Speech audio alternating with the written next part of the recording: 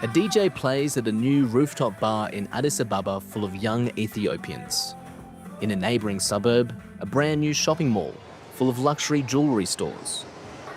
Prime Minister Abiy Ahmed wants to turn the Ethiopian capital into the Dubai of Africa. Traditional homes have been demolished to make way for wide boulevards full of imported palm trees from the UAE.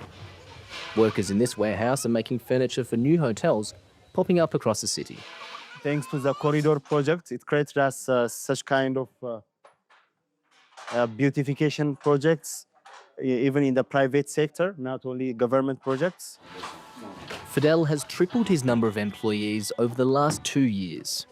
For decades, the international narrative of Ethiopia was as such not a good reputation.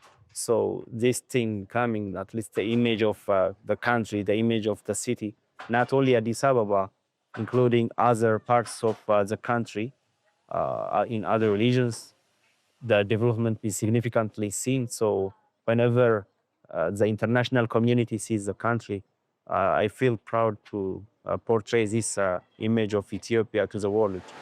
Authorities say the project has created 50,000 jobs and expanded outside the capital to 60 cities across the country. Such a lucrative endeavour has attracted stakeholders from the Gulf states and Chinese machinery companies who met at this construction exhibition in Addis Ababa. In future, I think Ethiopia will be the most development country in Africa. Berhanu is the liaison between Chinese construction companies and Ethiopian investors. We are supplied more than 50 excavators. That means me, myself, and my company is a part of the development. That's why the machines increased, the machine demand is also increased. A company like ours is benefit. A few days later, Berhanu proposed to show off one of the mega projects he is working on. He doesn't stop praising the Prime Minister for the changes he is making to the country ahead of the elections.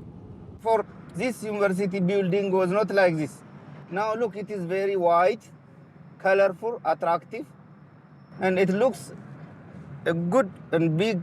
And sometimes I personally think maybe it is a divine intervention.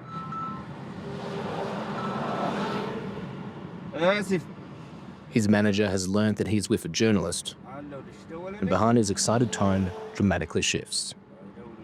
My boss told me filming incompleted resorts and hotels at this stage for international media is not safe. We can't, because they heat fire.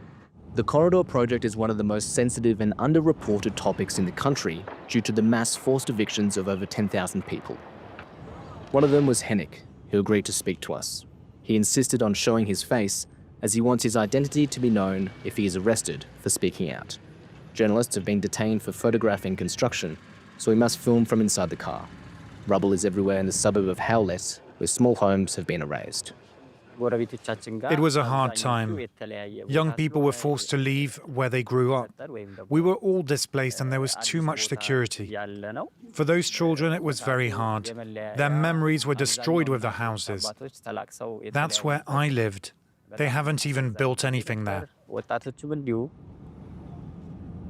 While some claim to have never received alternative housing, Henrik did, but he was separated from his community.